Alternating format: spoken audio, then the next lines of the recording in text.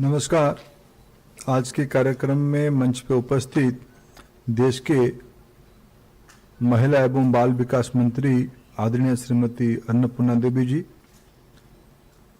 महिला एवं बाल विकास विभाग के सचिव आदरणीय अनिल मलिक जी, शिक्षा विभाग के सचिव आदरणीय संजय कुमार जी, महिला एवं बाल विकास विभाग के एडिशनल सेक्रेटरी आदरणीय लव अग्रवाल जी,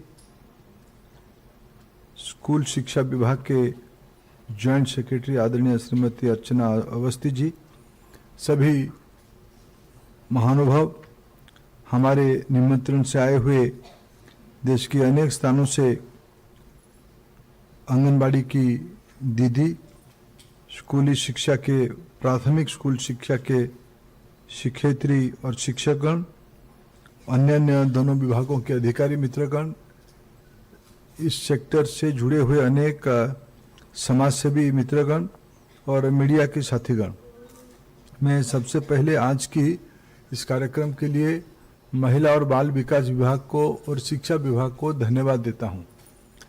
अन्नपूर्णा जी ने इसके बारे में उल्लेख किया ही है, फिर मैं उसको दोहराता हूं। आज से 4 साल पहले हम दोनों शिक्षा विभाग में पहुंचे।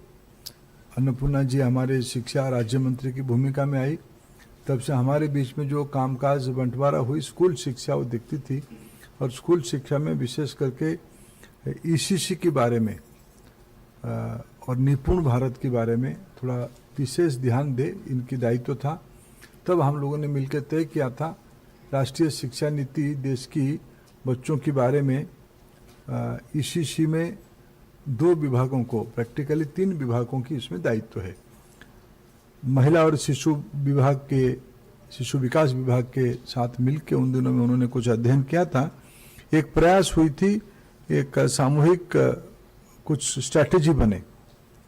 ये संजोग, सुखद संजोग देखिए, आज स्वयं उस विभाग के प्रमुख मंत्री की भूमिका में काम कर रही है। लेकिन आज मैं इसको इसीलिए 2021 को याद दिलाया, सरकारें ऐसे होती हैं, बाएं और दाहिने हाथ बच्चों को ठीक से आदर करे, उसके लिए भी 4 साल लगती है। हम दोनों, और मैं थोड़ा हड़बड़ी में दिखा नहीं, मैं ये को लोकेशन शायद अच्छा शब्द नहीं है। लोकेशन तो आपके पास 14 लाख है, हमारे पास प्राइमरी स्कूल 9 लाख है। दोनों मिलके अभी लगभग 4.5 लाख में को लोकेशन हो गया है। इसके अलावा प्ले स्कूल्स भी है। उसके अलावा कई सारे बच्चे आते ही नहीं, ये हमारी अनुभव है देश में। इसलिए इसको को लोकेशन की बजाय अगर को प्रोग्राम, को स्ट्रैटेजी, जॉइंट स्ट्रैटेजी कहते तो थोड़ा और पर्याप्त होगा। लेकिन फिर भी आज हम दोनों विभागों ने मिलके एक राज्यों को एक सहायता करने के लिए, क्योंकि सारे इसकी इम्प्लीमेंटेशन राज्य ही करेंगे।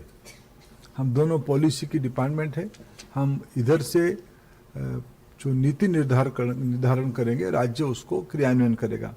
अभी संजय जी ने जो मेरे को सूचना दिया, 36 में से हम लोगों ने कुछ महीने पहले दोनों विभाग की ओर से सचिव स्तर पे हम दोनों ने एक जॉइंट सर्कुलर निकाला था कि क्या क्या करनी चाहिए। तब भी हमने कहा था कि हम एक गाइडलाइन देंगे, आपको काम मिलके करनी चाहिए, एक व्यापक चर्चा करके गाइडलाइन देंगे, ये तय हुई थी। आज 36 में से 31 राज्यों ने और केंद्र शासित इकाई ने इसकी अपने अपने राज्यों में जॉइंट सर्कुलर निकाला है, जॉइंट जियो निकाला है, जिसमें सूचना है कि हम मिलके काम करेंगे। क्योंकि इस बीच में अनेक चर्चा भी हुई, अनेक शंकाएं में भी आई कि क्या आंगनबाड़ी विभाग को शिक्षा विभाग अख्तियार कर लेगी। इससे लेके कई प्रकार की भ्रांति हुई, लेकिन हम लोगों ने डे 1 से हमारी स्पष्टता थी, दोनों की स्पष्टता थी, दोनों मिलके हमारे देश में जो दायित्व है, उस दायित्व की संख्या थोड़ा मैं आपके सामने उल्लेख करना चाहूँगा। मैंने इसलिए कहा कि इसमें 3 विभाग जुड़ा हुआ है। वास्तविक इसमें से स्वास्थ्य विभाग भी जुड़ा हुआ है। जो मैंडेट है, एनईपी कहिए और प्री एनईपी कहिए, या इस विषय में जब जब भी सरकार ने चिंता किया है, उसमें से 3 विभाग से संबंधित काम आती है। हमारी देश में आज गर्भधारण करने वाले और नवजात शिशु के साथ जो माता जुड़ते हैं, lactating mother, pregnant and lactating mother, इनकी संख्या हमारे देश में आज के दिनों में लगभग 1,25,00,000 है। 0 से 3 साल तक, 0 से 3 साल तक हमारे देश में 4.25 करोड़ बच्चे हैं अप्रोक्सीमेटली, इधर उधर थोड़ा हो सकता है। ये दोनों इलाका में हेल्थ और WCD दोनों की कुछ ना कुछ भूमिका है। आज हमारे देश में लगभग बार्थ रजिस्ट्रेशन 100% हो गया है, ऐसा एक मेरा धारणा है। ऐसे कोई बालक और कोई बालिका नहीं छूटती है जो अपने स्थानीय सब सेंटर में जाके प्रेगनेंसी की पहले, डिलीवरी के समय, नहीं तो थोड़ा तुरंत डिलीवरी के बाद जाके हम रजिस्ट्रेशन नहीं कराते। लगभग 100% रजिस्ट्रेशन हो पाती है। हमारी संबंध WCD की माता की एडोलेसेंट एज से शुरू होती है। धीरे धीरे आगे जब प्रेगनेंसी आती है, गर्भधारण माँ करती है, कोई ना कोई हमारे दीदी उनके घर में पहुंच ही जाता है। पहुंच के उनकी देखभाल करना, उनकी स्वास्थ्य के बारे में चिंता करना, यानी बच्चे की स्वास्थ्य के बारे में भी चिंता हम कर ही लेते हैं। फिर 0 से 6 महीना तक कभी हम माँ के माध्यम से बच्चे की चिंता करते ही हैं। फिर 6 महीने से आगे 3 साल तक, जिनकी संख्या मैंने कहा 0 से 3 4.25 बच्चे हैं। फिर आगे 3 से 6 के अंदर हमारे देश में लगभग 4,30,00,000 बच्चे, अभी 14 लाख से ज्यादा आंगनबाड़ी केंद्र में जाता है। स्कूल में जो पहले से ही लगभग 3 लाख को लोकेटेड स्कूल था, आंगनबाड़ी जिसमें आंगनबाड़ी पहले से ही था, फंक्शनिंग अलग अलग था लेकिन एक परिसर में था। और कुछ बच्चे पहले 5 में जाते थे, NEP ने कहा कि 6 साल से जाएंगे बच्चे स्कूल में, लेकिन 5 तक भी स्कूल में जाते थे। इसे थोड़ा ओवरलैपिंग करते हुए 1.20 बच्चे, यूनिक बच्चे अभी स्कूल की कैटेगरी में है। प्राइवेट स्कूल्स में जो प्ले स्कूल है शहरों में, इसमें लगभग जो अनुमानिक संख्या है, मलिक जी कह रहे थे, अनुमानिक संख्या उसकी है लगभग 1 करोड़। ये मिला है तो आज हमारे इंस्टीट्यूशनल फ्रेमवर्क में प्रेग्नेंट मदर से लेके, पहले प्रेग्नेंट मदर की 1.25 तो मदर को ही गिनेंगे, प्रेग्नेंट और लैक्टेटिंग, ये 1,25,00,000 जिसकी संबंध सीधा उस शिशु से है, इसकी संख्या 12 करोड़ है। उसके अलावा लगभग और 3 से 4 करोड़, 4 से 5 करोड़ बच्चे जो किसी ना किसी कारण, जो अगर हम बार्थ रेट को अगर कैलकुलेशन करेंगे, पॉपुलेशन की year on year birth number को हम कैलकुलेशन करेंगे और उसको 0 से हम 6 की कैलकुलेशन करेंगे, हमारी आइडियली बच्चे होनी चाहिए 16 करोड़, 17 करोड़ ऐसे कुछ बच्चे होनी चाहिए। पॉपुलेशन जनगणना 2011 की रेफरेंस हम करते हैं, उसको थोड़ा एक्स्ट्रापोलेट करके जो एक्सपर्ट्स ने नंबर निकालते हैं 16-17 करोड़ होगा। मैं इसीलिए उसको पहले उल्लेख कर रहा हूं कि इसके अर्थ हमारी दायित्व में 17 करोड़ नागरिक है, 17 करोड़ लोगों की देखभाल, हेल्थ, WCD और एजुकेशन, ये तीनों के दायित्व इन 17 करोड़ बच्चों की और माताओं की साथ जुड़ी हुई है। काम क्या करना मैं आपके सामने उल्लेख करने का आवश्यकता नहीं मानता हूं।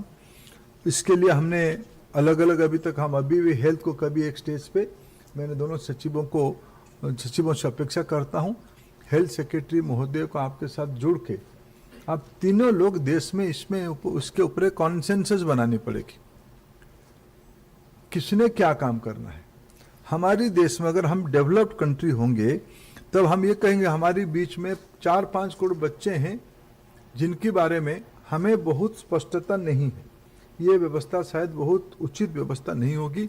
आने वाले दशकों के अंदर, एक डिकेड्स के अंदर, आने वाले 10 साल, 22 साल की पहला 10 साल में हमें कम से कम हमारी गर्भधारण से लेके 6 एज तक, 6 तक जितने भी बच्चे हैं सभी लोग कहीं ना कहीं गिनती में आए, इंस्टीट्यूशनल फ्रेमवर्क में आए, उनकी न्यूट्रिशन, इनकी स्वास्थ्य, उनकी एजुकेशन, ये तीनों विषय में हम पर्याप्त ध्यान दें, ये हमारी दायित्व बनती है।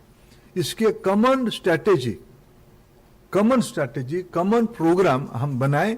ये तो शुरुआत है, शुरुआत में आप सबको मैं बधाई देता हूं। कम से कम इस गाइडलाइन जॉइंट सर्कुलर, उसकी लॉजिकल स्टेप हमने एक कदम आगे गया।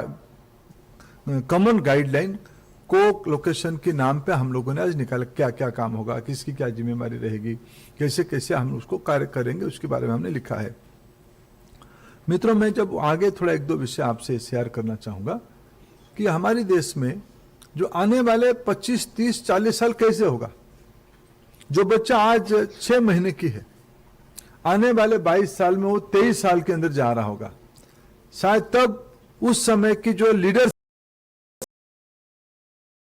रहेगी, लीडरशिप यानी सोशल लीडरशिप, लीडरशिप यानी बिजनेस लीडरशिप, लीडरशिप यानी एकेडमिक लीडरशिप, लीडरशिप यानी एडमिनिस्ट्रेटिव सेक्टर में जाना, ये सारे के लीडरशिप जो जाएगा आने वाले 2047 में, वो आज जन्म हो गया है, नहीं तो होने वाला है।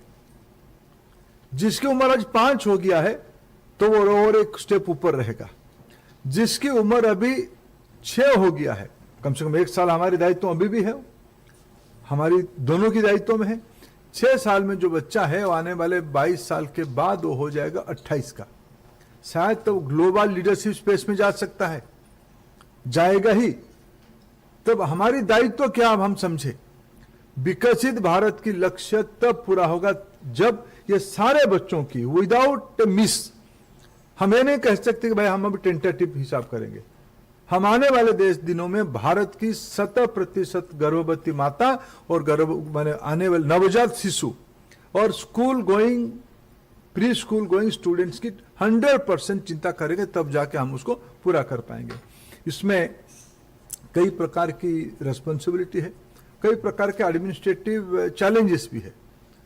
राज्य सरकारों के द्वारा चलने वाले प्रोग्राम होगा, भारत सरकार उसकी गाइडलाइन देगी, थोड़ा बहुत फंडिंग भी देगी। प्राइमरी रेस्पॉन्सिबिलिटी राज्यों की है। इसमें मानधन की भी विषय है, इसमें कॉम्पिटेंसी की विषय है, उसमें नॉलेज की भी विषय है। मैं 2-3 चीज सजेस्ट करना चाहूंगा। मैं अभी पूछ रहा था आंगनबाड़ी की मिनिमम क्वालिफिकेशन, दीदी बनने की मिनिमम क्वालिफिकेशन। कभी ये जो आपकी शब्द लगाते हो दीदी वर्कर, ये वर्कर वाला शब्द कभी आप सोच समझ के थोड़ा उठा ही दोगे तो अच्छा ही होगा। ये वर्कर हमारी समझ की बाहर आती है, दीदी तो है ना। जिस राज्य में जो दीदी की पर्यायवाची उसी को लगा दो। वर्कर क्या होता है, कोई सम्मान की बात नहीं वार्कर से जुड़ती है। हमें इसको आदर के साथ अपनाना चाहिए, इसके बारे में कभी सोचनी चाहिए। ये अभी मैंने सोचा कि आंगनबाड़ी दीदियों की मिनिमम क्वालिफिकेशन आपने सही मायने में उसको 12वीं रखा है। अच्छी काम किया। मेरे तो मैं जानता हूं उसमें से बहुत सारे ग्रेजुएट भी होंगे, उनमें सारे सब दीदी लोग स्वीकृति दे रहे हैं, उनमें से बहुत सारे लोग पीजी भी किए होंगे। हमारे जो प्राइमरी स्कूल के टीचर यहाँ बैठे उनमें से आपके वहां तो आपकी 1-2 पीएचडी वाले भी होंगे। हमारी इसमें से और बहुत सारे लोग बाई कंपल्सन नहीं आते हैं। मैं बहुत आपको जो मैं समाज में घूमता हूँ, आंगनबाड़ी दीदियों को मिलता हूँ या मेरे प्राइमरी स्कूल टीचर्स को मिलता हूँ, जब उनके एजुकेशन क्वालिफिकेशन में पूछता हूँ, जब मेरे को कोई पीएचडी मिलता है, कोई मेरे को एमए मिलता है, एमएससी मिलता है, मैं थोड़ा आगे उनको पूछता हूँ आप यहाँ क्यों आए हो। मैं 75% मेरा अनुभव है बाई चॉइस आए हैं। जो इस कैटेगरी के लोग आंगनबाड़ी दीदी बने हैं या टीचर बने हैं, ये कोई कंपल्सन में नहीं बने, उनके साथ टीचरों के सामने तो ऑप्शन और भी होते हैं। जो एमए पढ़ा हुआ दीदी है या बीए पढ़ी हुई दीदी है, उसके सामने इतने मानधन में ऑप्शन और भी है। ये काम करते करते इनकी चॉइस हुई है, मैं भारत के बच्चों को मेरे जैसे मेरे बच्चे मान के मैं उनको पाल पोषण करूंगा। ये एक मिशन के रूप में आपकी जिंदगी में प्राइमरी स्कूल टीचर हो या आंगनबाड़ी दीदी हो बन चुकी है। मैं एक सुझाव देना चाहूंगा अन्नपूर्णा दीदी, जो लोग 12वीं नहीं किए हैं, ऐसे भी कुछ दीदी हैं, आपने उनको रखा है, रखना भी चाहिए। उनका अनुभव भी अपने आप में कॉम्पिटेंसी में कन्वर्ट हो चुके हैं। लेकिन क्या एनवाईएस उनके लिए एक सहज, जैसे पिछले दिनों में हम शिक्षकों के लिए अलग मॉड्यूल बना के, अलग कोर्स बना के उनकी परीक्षा किए, क्या हम आंगनबाड़ी में जो दीदी 12वीं तक पढ़ना चाहेंगे, कोई कंपलसरी नहीं है, कोई कंपलसरी नहीं है। जो 12वीं तक पढ़ना चाहेंगे उनको मौका देने की जो योजना बना सकते हैं क्या, ये मेरा एक प्रस्ताव है। दोनों विभाग उसके बारे में सोचिए। मित्रों, दुनिया तेजी से बदल रहा है। मैं भी आपको एक थोड़ा सा प्रश्न पूछूंगा। थोड़ा दीदी पहले बताए, आप में से कितने लोग इंस्टाग्राम में हो? दीदी थोड़ा शर्माओ मत, नहीं ऐसा थोड़ी है। आजकल बहुत लोग, मैं जब जाता हूं घूमने, बहुत दीदी, हाँ देखो अच्छे दीदी, प्राइमरी स्कूल टीचर में कितने इंस्टा में है? आप झूठ बोलते हो। मैं अगर अभी चेक कराऊंगा जो पार्टिसिपेशन गेस्ट लिस्ट में आपकी, अगर मैं दोनों विभाग के अधिकारियों को कहूंगा इनकी सबकी इंस्टा ढूंढो तो सबकी इंस्टा मिलेगी, और आप अच्छा भी करते हो। मैं आऊंगा फेसबुक तक। मैं थोड़ी आपको पूछा, इसलिए जानबूझ के आपको पूछा नहीं। फेसबुक में हो, व्हाट्सएप ग्रुप में तो हो ही। कोई चीज अच्छा आपको ध्यान में आता है, आप तुरंत ही उसको फोटो डाल के, उसको वीडियो हो, इसकी लिटरेचर उसको डाल के आपकी सहेलियों के अंदर, अपने परिवारों के अंदर, अपने बच्चों के अंदर, आपकी सबके परिवार में भी एक ग्रुप है।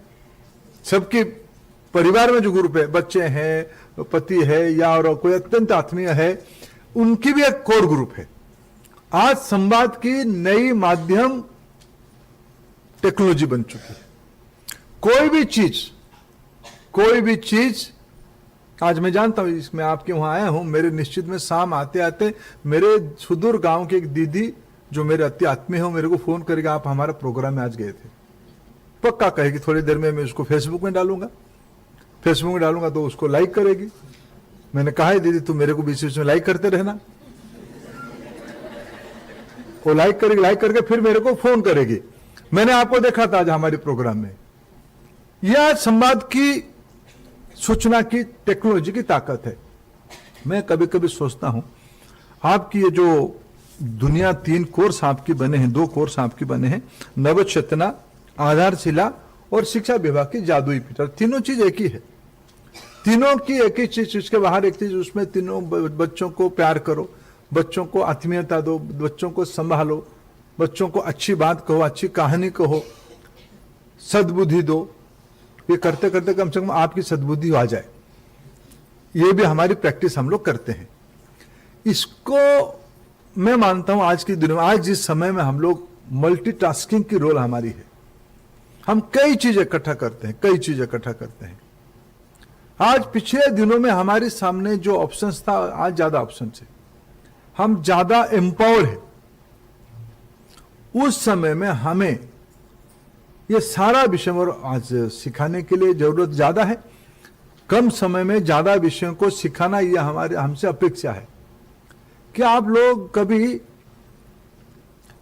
एआई यूज किए हो? क्यों? हमारे दीदी, शिक्षक दीदी लोग, आपने एआई यूज किए हो ना? क्या एआई, क्या प्लेटफॉर्म यूज किए हो आपने?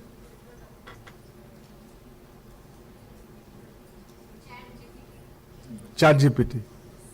आप दीदी लोग आपने कभी किया है? हाँ, क्या किया है आपने दीदी?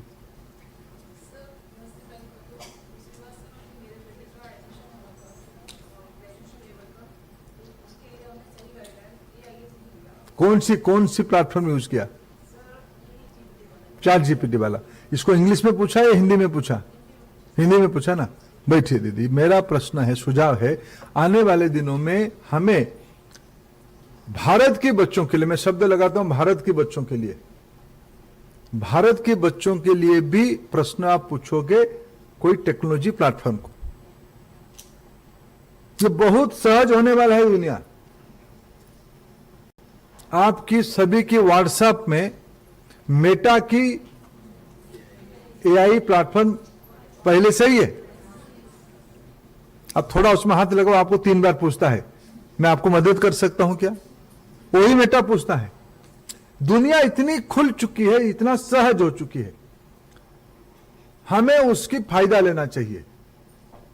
विभाग दोनों से मेरा अपेक्षा है कि आप ऐसे ही कंटेंट बनाओ, जो हमारी स्थानीयता के साथ। मैं सारे शिक्षिका और दीदी दोनों को ये अपेक्षा रखता हूं, आप अपने भाषा में ये दीदी लोगों से मेरा थोड़ा ज्यादा अपेक्षा है, आपसे तो आप अच्छे करते हो। आप क्या करते हो, आपकी स्कूल में दीदी कोई जाके बच्चा आता है तो आपको कभी नमस्ते दीदी कहते हैं कि गुड मॉर्निंग दीदी कहता है? क्या कहता है? आप भी गुड मॉर्निंग पहुंच चुके हो। इनके भान तो गुड मॉर्निंग ही कहेगा।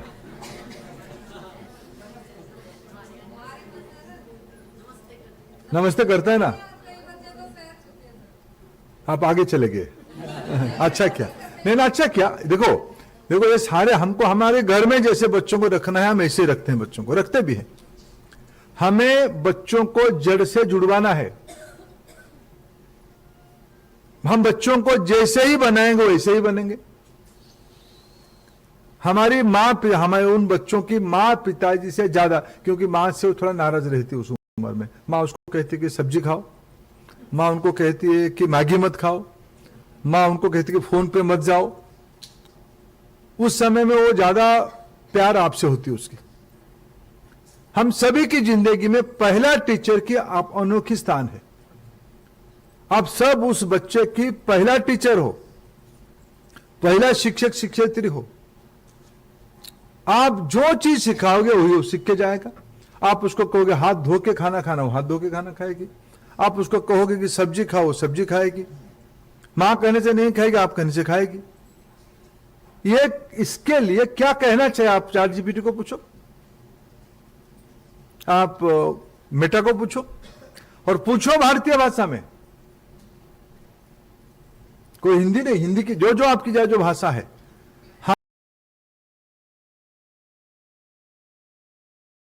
हमें भारत की बच्चों की आवश्यकता, भारत की बच्चों की मन, भारतीय बच्चों की संभावना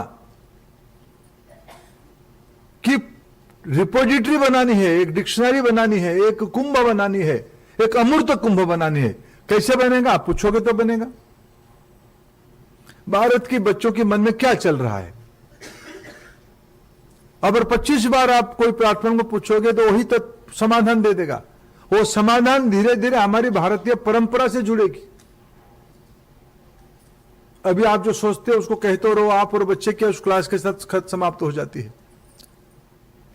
अभी विभाग की दायित्व है उस प्रकार की मटेरियल आने वाले दिनों में नवचेतना, आधारशिला, जादुई पिटारा, या राज्यों में कोई अच्छा मॉडल है या आपकी निजी कोई अच्छा मॉडल है। आप एक बच्चे को, अच्छा इन दिनों में और एक नई चुनौती आपके सामने आई है, उसके बारे में भी आपको जानकारी की होने की आवश्यकता है। प्रधानमंत्री नरेंद्र मोदी जी ने 2014 के उपरांत हमारे दायित्व को थोड़ा और बढ़ाया है। पहले दिव्यांगों की लिस्ट 6 था, 6 या 8 था, 7 था, 7 को भी बढ़ा के 21 किया है। ऐसे बच्चे भी हमारे पास आते हैं, उनके साथ बात करना, उनकी विषयों को समझना हमारी दायित्व बढ़ा दिया है। उनके बारे में जानकारी कैसे मिलेगा, हमारे विभाग की दायित्व है उस प्रकार के बच्चों के अंदर क्या क्या प्रारंभिक लक्षण है उसकी हमारी कार्यकुलम सिर्फ कहानी से नहीं होनी चाहिए, सिर्फ डूज डोंट से नहीं होनी चाहिए। चुनौती क्या क्या, उन बच्चों को संभालने के लिए चुनौती क्या है, उसके बारे में भी हमको आज सोचने की आवश्यकता है। बहुत सारे देशों में, मैंने कल किसी विशेषज्ञ को मिल रहा था, उन्होंने कहा कि हमारे बच्चों को टेक्नोलॉजी के साथ जुड़ना चाहिए। मैंने उनको कहा कि बहुत सारे विकसित देशों में कानून बन रहा है कि 10 साल की आयु तक या 5-6 क्लास तक बच्चों को फोन से दूर रखना। उन्होंने कहा फोन से दूर रखने के लिए कहा गया है, टेक्नोलॉजी से नहीं। आज की दुनिया में काल देश में हमारी सेमीकंडक्टर की एक बड़ा अधिवेशन हुई है। सेमीकंडक्टर क्या है, एआई क्या है, बायो इकोनॉमी क्या है, चंद्रायन में क्या हुआ। हम अभी बच्चों को कहानी सुनाते हैं चंदा मामा की, बचपन से सुनाता है। क्या हम चंदा मामा के साथ चंद्रायन को भी जोड़ सकते हैं क्या? भारत की वैज्ञानिक उपलब्धि को भी अपनी कहानी के सहज से, अत्यंत क्लिष्ट ना करते हुए समझा सकते हैं क्या? ऐसे जो डायनेमिक चीज आ रहा है, परिवर्तित चीज आ रहा है, इसको भी हम टेक्नोलॉजी का, हमारा तो इस दुनिया में, मेरे को पता नहीं आपके वहां आंगनबाड़ी दीदियां कितने संख्या में है? 13 लाख। आपके पास भी लगभग 8-10 लाख होंगे प्राइमरी स्कूल के टीचर, या ज्यादा होंगे? नहीं, आप थोड़ा 2 क्लास तक पढ़ाने वाले लोगों की संख्या उतना ही डिस्प्रोपोर्शनेटली होंगे। यानी 25 लाख जो ग्रुप है, उस 25 लाख लोगों को सबसे ज्यादा समझने की आवश्यकता, पढ़ने की मैं नहीं कह रहा हूं। सियाना बच्चा तो सियाना होते जाता है, वो मैच्योर होते जाता है आगे के क्लास में, वो सिर्फ ऑटो पायलट में चला जाता है, अपने आप में कई चीज कर लेता है, पीयर लर्निंग हो जाती है। लेकिन जिस समय में बच्चों को हैंड होल्डिंग की आवश्यकता है, वो सब हमारे दायित्व में रहते हैं। इन लोगों को संभालने के लिए जो कम्युनिटी लगेगी, जो समुदाय लगेगी 25 लाख लोगों की, उनको सबसे आधुनिक और आवश्यकता की चीजों से जोड़ने की माध्यम टेक्नोलॉजी हो सकता है। विभाग इस को लोकेशन की को स्ट्रैटेजी को, जॉइंट स्ट्रैटेजी को इंप्लीमेंट करने के लिए निरंतर नई सूचना टेक्नोलॉजी के माध्यम से आप तक पहुंचाने की व्यवस्था करने की आवश्यकता है। अंतिम में हमें आने वाले दिनों में हमारी दुनिया जिंदगी में टेक्नोलॉजी आ चुकी है। आने वाले 3 साल के बाद भारत की लगभग 2.5 प्राइवेट और गवर्नमेंट मिला के 2 लाख स्कूल तक, हाई स्कूल तक ब्रॉडबैंड की इंटरनेट पहुंच चुकी है। अभी अभी जो असर और परख दोनों की रिपोर्ट आई है, उसमें भारत की ग्रामीण इलाका के बच्चों की लर्निंग आउटकम शहरों की तुलना में अच्छा दिख रहा है। ये आप लोगों की मेहनत से हो पाई है। आंगनबाड़ी अगर दीदी अगर ना लगते तो ये संभव नहीं होता। आपने तो उसको 3, 4, 5 में जिस प्रकार के पढ़ा के आपने उसको भेजा और आपने उसको 5-6 में जिसे संभाला, जिसके कारण आज निपुण की दक्षता बढ़ी है। इन दिनों में कोरोना के उपरांत जो स्टैटिस्टिक्स आई है, ये बहुत ही उत्साहजनक है, लेकिन हमें उसमें संतुष्ट नहीं होनी चाहिए। हमें 100% करनी है। देश की विकास की बात कहे, देश की वैज्ञानिक उपलब्धि की बात कहे, देश को महाशक्ति बनाने की बात कहे, एक ही रास्ता है, बच्चों को बढ़िया बनाना। बच्चों की बढ़िया बनाने के लिए आज हमने 2 पहिया को पक्का किए। आज पहिया तो पहले भी था, 2 पहिया को थोड़ा आज और नट बोल्ट टाइट करवाए और उनको थोड़ा अच्छा किए। लेकिन हमारे दायित्व में देश की जो ये माताओं को छोड़ देने से कम 15 करोड़ बच्चे हमारे दायित्व में है। इधर उधर कुछ भी गणित करो, 15 करोड़ बच्चे, कभी विभाग उसके एक्यूरेट डाटा भी ले आए। मैं अनुमानित करके 15 करोड़ बच्चों को अगर हम संभालेंगे, तब जाके विकसित भारत हो पाएगा, तब हमारी FLN की लर्निंग आउटकम अच्छा हो पाएगा, तब हमारी निपुण भारत हो पाएगा, तब हमारी स्वास्थ्य ठीक होगा। बच्चा पढ़ने से ज्यादा चिंता उसकी स्वास्थ्य की करनी है, उसकी न्यूट्रिशन की करनी है, तब जाके उसकी मानसिक विकास होगा। ये सब के लिए फिर मैं आप दोनों को शुभेच्छा देता हूं और आने वाले दिनों में हम मिलकर और कार्यक्रम करें और जिम्मेदारी उठाएं। स्वास्थ्य विभाग को कभी आगे उसमें से औपचारिक रूप में समावेश करवाइए, संश्लिष्ट करवाइए और देश में इसको एक जन आंदोलन की रूप दे। आने वाले दिनों में देश की कोई संपन्न व्यक्ति के घर में शादी हो, उनको उनकी पड़ोस की स्कूल में, पड़ोस की आंगनबाड़ी में, बच्चों की स्कूल में उनको भोज देना ही देना पड़ेगा। ये जबरदस्ती नहीं किया जा सकता है। ये तिथि भोजन को उनके साथ जुड़वाना पड़ेगा। उनकी मन में ये एक भावना खड़ा करना पड़ेगी, आपके घर में लाखों रुपया आप खर्चा करते हो, क्या आपकी पड़ोस के बच्चे की दायित्व आपकी नहीं है क्या? आप बड़े बड़ों को भरपेट, जो इनका पेट भरा हुआ उनको बुला के खिलाओगे। हमारे स्कूल में बच्चों को एक एप्पल, एक केला, एक खजूर, 2-4 पीस काजू नहीं देना चाहिए क्या? यह जन आंदोलन हमें खड़ा करना है। इसी अपेक्षा के साथ आप सबको पुनः एक बार बधाई।